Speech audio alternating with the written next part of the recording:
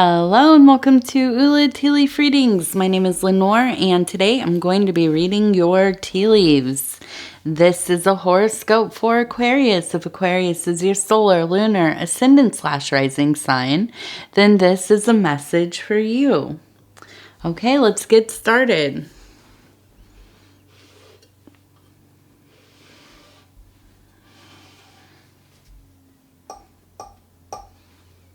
Okay, here we go. Let's see, what do these tea leaves have in store tonight? Let me see if I can just actually move this light right there. All right, that's a little better.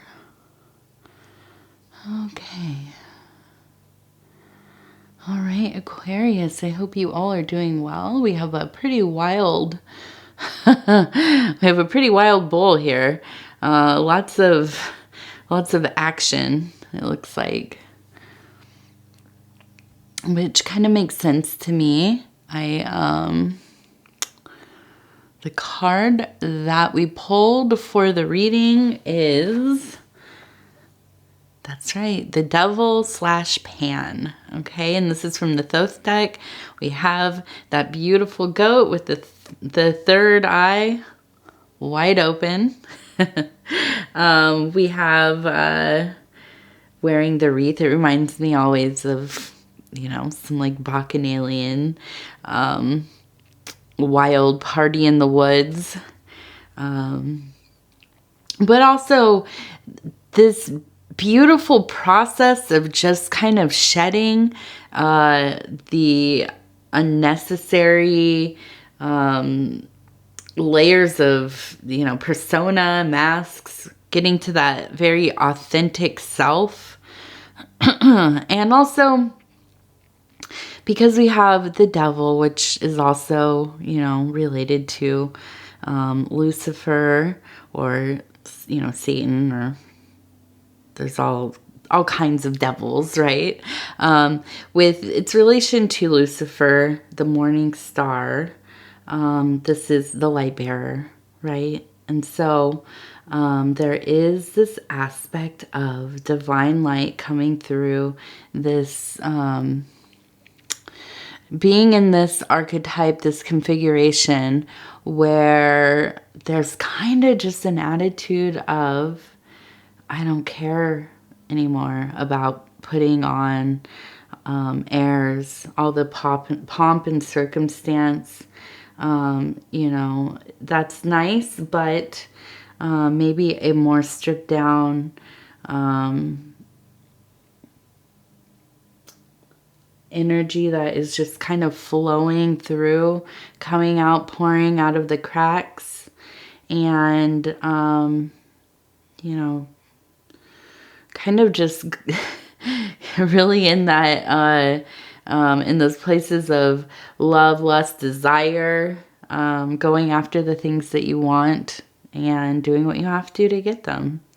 So, not always pleasant behaviors, but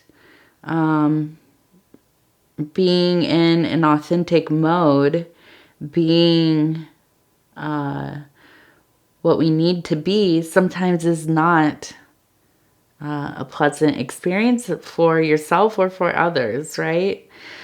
So let's look and see what's going on. Hopefully this is, I feel that though, this little cycle, this kind of arc of things happening in the Aquarius world is going to be pretty pleasant, pretty positive.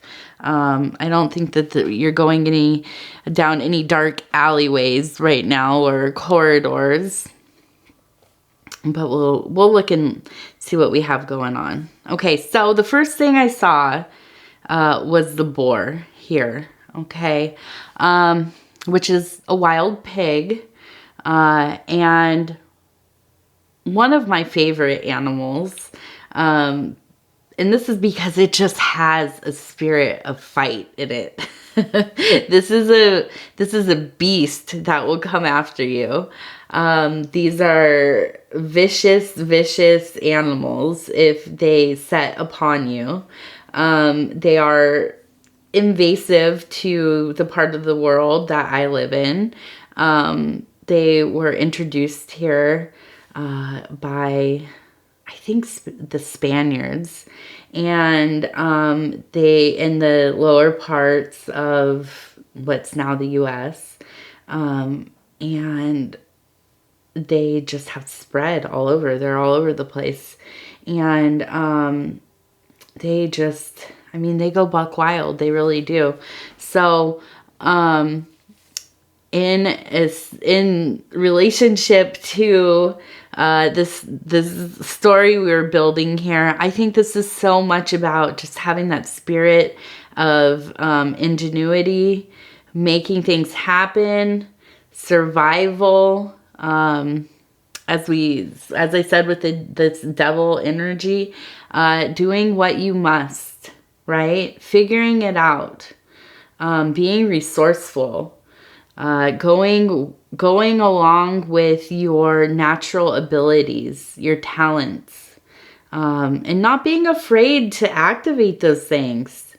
You know, putting them in a position of spiritual gain, monetary gain, you know, what have you, just maybe even your position in society, in your family, in your friends group. You do what you must, okay? And of course, we like to stay of the mind that we don't impede other people's will, right? We don't go out of our way to manipulate people into, you know, doing what we want selfishly. But sometimes we kind of do, you know, sometimes people do. Ultimately, how we would like to align our lives, how we maybe should, I don't know. I mean, I think I'm of the mind that it's easier to just go along as much as you can, right? Get along with all of the elements of your life without pushing things too far. But really just, you know, learning to live in a way that you honor other people's paths. You do not try to impede their will. You stay true to your own will. Okay. And so there's some, you know, of course there's going to be crossover sometimes, but we do our best to minimize any kind of unnecessary influence, right? So the other part of this, I think, is just there is a deep sense of loyalty to the family, the friends, the tribe. I don't know what a group of pigs is called or boars is called, but I do know that they really do stay tight and, you know, kind of really will get down for each other, right? So I feel that you really are protective of your people, of your family, of the people that you care about. And, you know, somebody gets in the way of that, if somebody interferes with, you know, the well-being of those who, you know, are in your life, they better watch out, right? So let's go let's go on from there. I do feel that we have a lot going. I mean, I feel here, right here, I see this. It looks like some kind of deity, maybe a holy person, I don't know, but they look like they're pushing a wheelbarrow. So I almost get this image of kind of like a priestess, a priest maybe, some kind of figure wearing some kind of costumery, to kind of mirror whatever deity this might be, but also doing physical labor. Okay, so there is an element of deep grounding out there, you know, tilling the land, plowing the lands, sowing the seeds, tending to the gardens, but also having a deep connection with the divine. Okay, being actively present, devoted to that energy, to that higher love. Okay, and I feel that there's a lot of joy in this kind of what some would think is maybe menial work, okay, physical labor. But I think there's a lot of joy here. There's a lot of fulfillment in watching the process happen as you are doing the work. There really is this return to simplistic things, and finding happiness in these subtle places. Also, just really feeling some kind of release in doing this kind of intentional physical activity. I really cannot emphasize how important it is to do some kind of movement, even if we are limited. If you have to take your time, go slowly, alter some of the movements. This idea of using our bodies, moving them, honoring them in the movement. And I'm not advocating any kind of, I'm not saying this is about weight loss or even health necessarily. But I think just making sure that you are letting the energy flow through your body, right? And expending some of that energy as we need to. We have to keep things going, moving, so that they don't atrophy. And I think that's true also just of the relationship we have with movement, with the work, with being with nature, knowing how to grow things.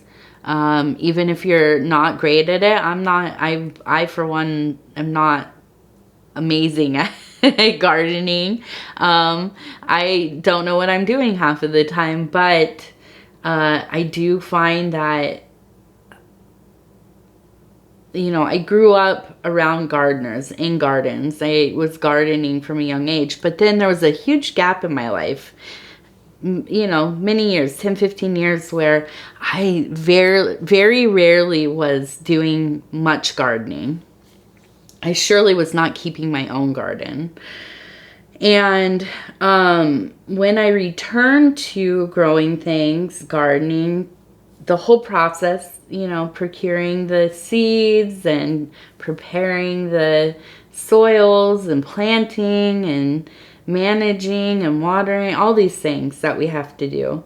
I find that, at first it can be, it's like, oh, here we go. We're in the season again. It's a lot of work, right? But it becomes such a meditative process. It becomes something to be proud of. It becomes something that you really care for. And I think that in those quiet moments that you spend taking care of your plants, of your gardens, relating to them, thanking them for, making it through another night and, eventually maybe bearing fruit or flowering or whatever your intention is with them. it really, you build a relationship, but you start using a different part of your mind, and your heart and soul are open in a different way. There's a lot of time to contemplate.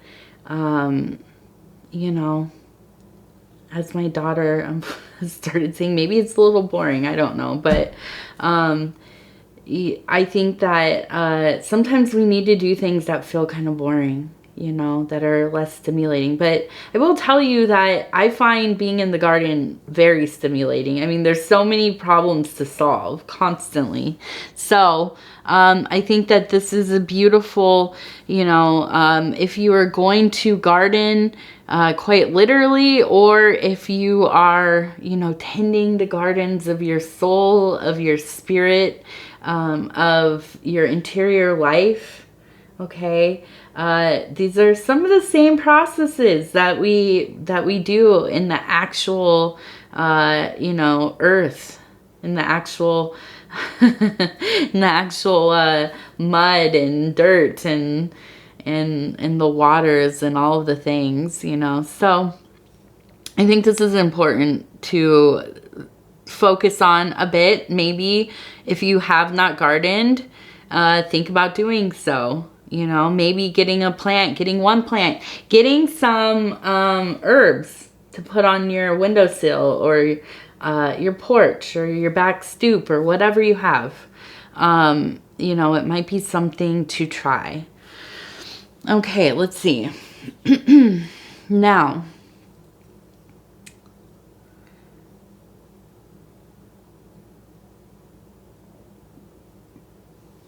we have this lovely figure here, and it kind of looks like a person wearing a dress or a robe. I very much get this energy of the goddess Diana, and this is a lunar goddess, a goddess of the hunt, a goddess of the forest.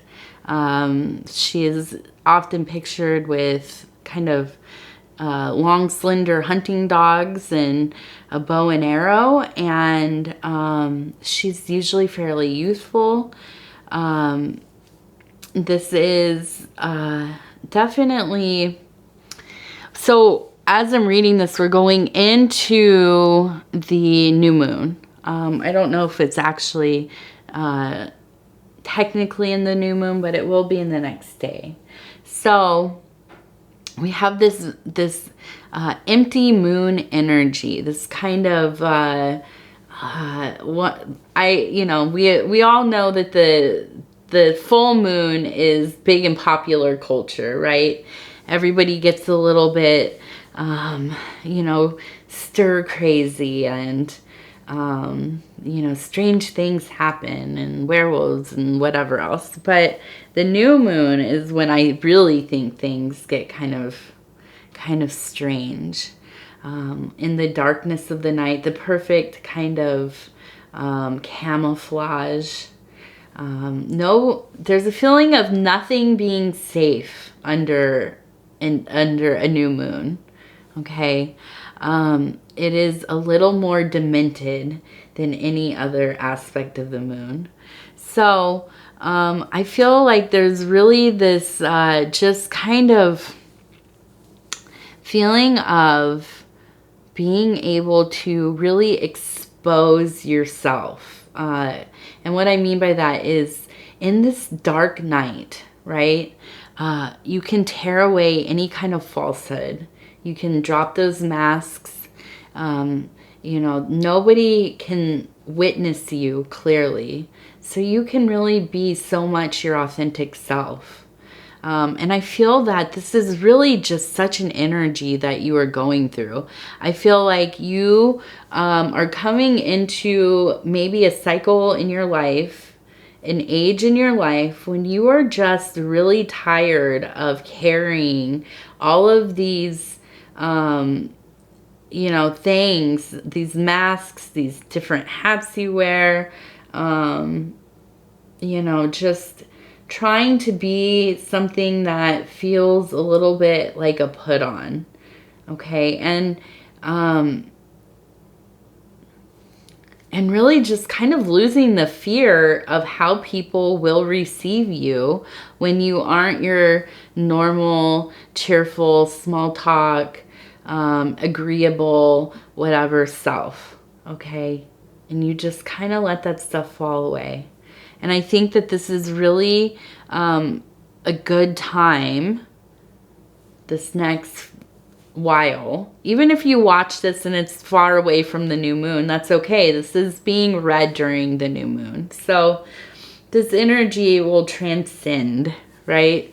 And when you watch these readings, they're activated and pertain to whatever time you have watched them, okay? So I think that, you know, you're just at a place where you're ready to, and like we have this horse, we have a person riding it. I think you are ready to just kind of get into it, get on with things. Tired of being anything but yourself. You want to just, you know, it's not a sense of giving up, like you're just kind of not going to take care of yourself and, you know, I guess, you know, let yourself go. I hate how people say that. But, you know, it's more like, I think you're just kind of, you know, just tired of having to do all of the, jump through so many hoops, do all of the things, remember all of the little fine details of every little thing that you have to, how you have to be with certain people, and, you know, remembering all of the manners and, you know, how you approach certain things. And, you know, I think some people love living like that, and that's fine. You know, sometimes it's fun to, you know, I guess be in kind of a, what is the, like kind of being performative, you know, having, I think what I'm thinking, and this is an extreme, but kind of these rituals of tea parties, or, you know, the proper etiquette, and having polite conversation, and, you know, all of this kind of stuff, which, you know, I think there's some value in knowing how to exist that way. I know that some people love to engage in these kinds of social rituals, and that's fine, of course. I also think it's fine that at some point in your life you decide, I just need to kind of be myself. I need to figure out who I am. What do I like? You know, outside of, you know, the influence of all of these places, I have to, you know, behave in certain ways. Like what would it be like if I just was myself more often? You know? So anyways, I think definitely there is kind of a feeling of that happening. And I think that, you know, a big thing that I think has accelerated this kind of feeling for a lot of people is being in lockdown. We were in lockdown. We had this like forced period of time in a lot of our lives. Not everybody. Some people are still out there, you know, working and putting themselves in harm's way for us, and for that I'm, you know, very thankful for, gosh, people in the service industries and stuff. You know, still a hero to me, definitely. But a lot of people, a lot of us were kind of tucked away. We lost our ambition to live a life of, you know, being on our best behavior all the time, or having to, you know, put on such a facade constantly. And so I think that I see this a lot more in people. I witness it passively. My heart sings. I love it. Let's look at this. We have an H here. That looks really like maybe a name. Okay, an H name. And then we have, it looks like a Y. Okay, so maybe somebody with an H name, something with a Y, a word with a Y possibly. We have another horse, and we have a sailboat. I see a lot of, we have the two horses, we have the sailboat, a lot of feeling of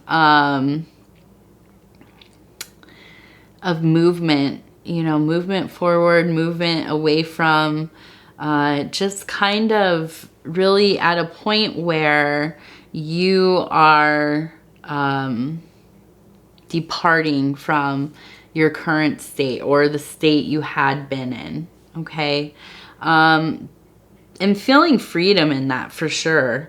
We also have a couple of birds. We have a cardinal, which is almost always somebody who has passed, somebody who loved you, somebody whom you loved is coming back to visit, say hello, visit in your window, visit in your garden. They are there with you. They love you. They're watching over you. And so look out for that. Look out for that kind of feeling. Maybe even look into your dreams. See if there's any kind of messaging coming through from them.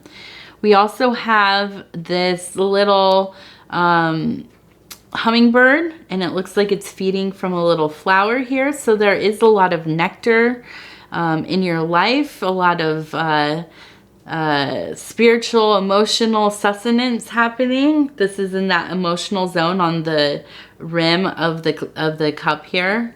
And so I think that I just feel this real wholeness happening. Kind of like you are coming into a place where you are aligned in such a way where you feel like the totality of your being. And it feels whole and alive and well. I feel like there's just a happiness, there is an ease to you. And I want to talk about, I have this feeling that just looking at all of these symbols together, and it makes me believe that maybe there's going to be some kind of revealing happening. I feel that there is some kind of untold truth. Okay, I feel that you've had your suspicions about whatever this is going to be.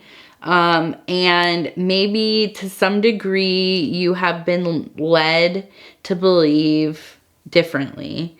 Maybe lied to, maybe just things have been omitted, whatever it is. But I think that this thing will be brought into the light, okay? And this, I don't know that it's a secret, but just something that has been unsaid, really.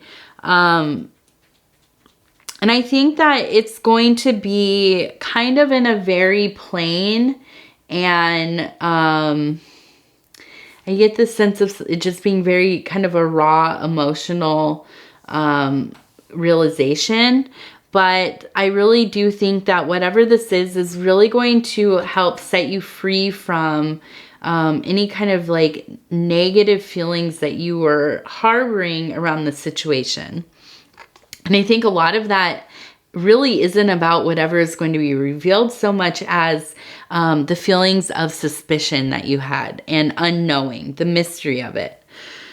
And so there will be clarity. And I think, you know, if you can find a way to welcome this change, right? This clearing out of unknowing, this kind of unsettled energy. And if you can find a way to let the truth come in. Welcome the change that, that's what happens when we find out, when we see something as plain, plainly laid out in front of us. It changes how we perceive things to some degree, right? So accepting this change, embracing it, and I think that really it makes room for better things. I think that better things will be coming. Okay, and I apologize for the cat. She has come to say hello and try to find anything to make noise with. Okay, so here we have a seated hawk, okay, and then we have this kind of, this line that looks like it is kind of ascending. And we have another bird that looks like it's kind of almost like it's diving away. So I feel like,